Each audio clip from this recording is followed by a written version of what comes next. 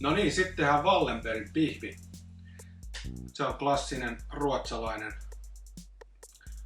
lounas kautta illallisruoka, joka on nimetty Wallenbergin mukaan. Taisi olla joku pankkiiri muistaakseni.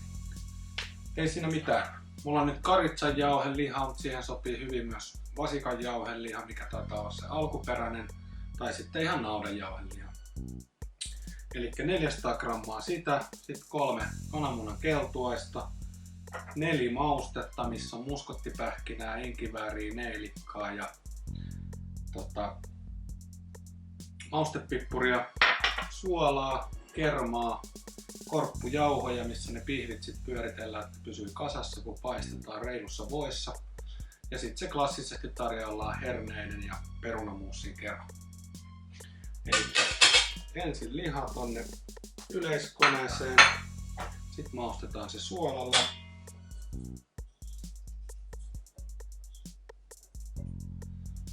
Laitetaan keltuaiset ja sitten nelimauste. Ja nää pyöritetään ensin tasaiseksi, sitten aletaan kaataa tätä kermaa ohuena nauhana sinne joukkoon, että se emulgoituu sinne mukavasti. Ja tulee tasainen taiki. Kannattaa ottaa tälle varovasti, ettei tuu lihat sieltä ympäri tai yli. Sitten lisää vähän kierroksia ja näin taas kaadetaan tänne ohuena nauhana sekaan.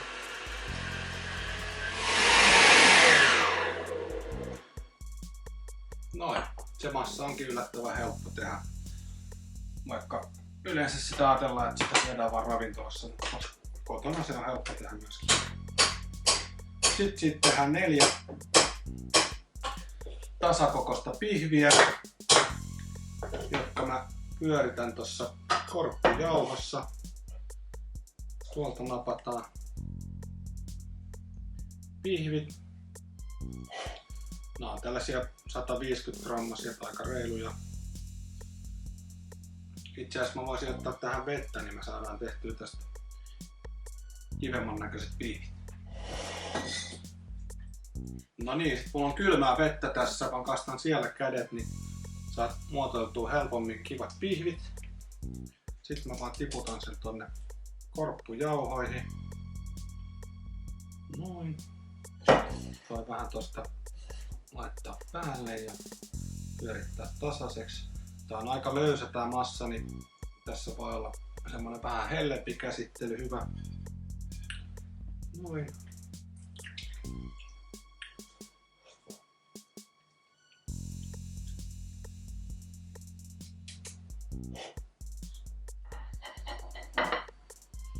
No niin.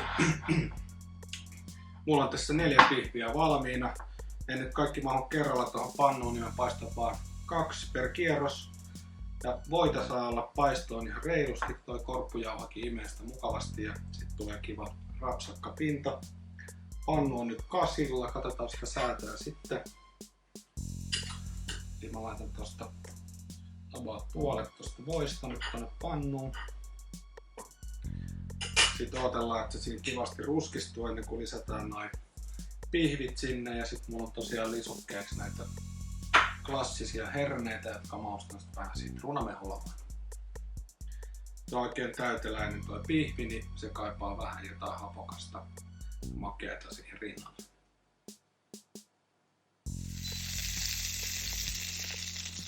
Voi alkaa vaahtoutua, niin sitten alkaa olemaan hyvä aika laittaa pihvit pannulle.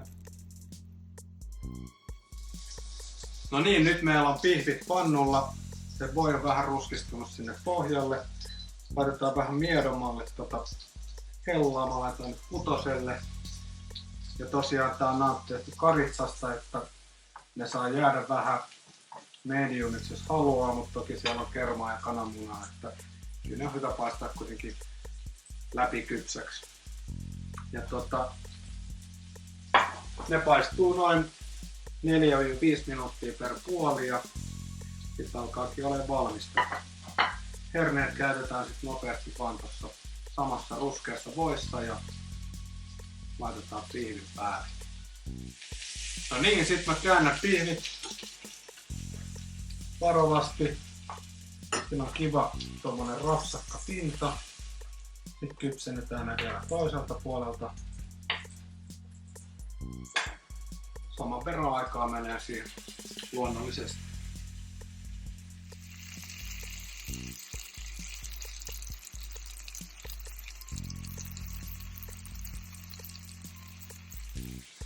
No niin, pihvit on paistettu molemmin puolin 5 minuuttia ja nyt alkaa tuntua jo sen verran kiinteältä, vaikka vielä pehmeä, mutta että on varmasti se liha siellä kypsynyt.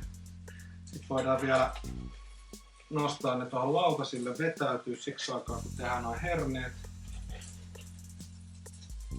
Ne kypsyy siinä kivasti loppuun. Herneet mä heitän tonne samaan pannuun vaan. Sitten saa laita reilusti. Ja tosiaan tämän kanssa klassinen lisäksi on myös perunamuusi. Sitä mä en tähän videoon nyt tehnyt, mutta ainakin kyllä varmasti jossain muussa videossa löytyy. Eli herneet vaan lämmitetään tuossa pannussa. Sitten puristetaan vähän sitruunamehua sinne. Ne on valmiita.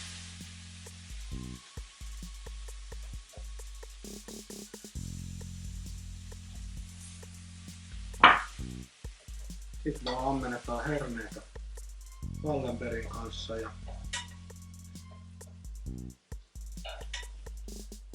erittäin herkullinen sunnuntai-lounas on valmis.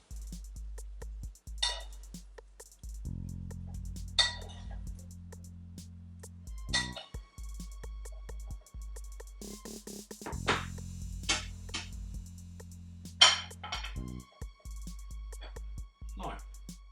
Bon appétit. Tosiaan tarkennus vielä. Wallenbergin pihvi on nimetty pankkiiri, kyllä, Markus Wallenbergin vaimon Amalia Wallenbergin mukaan.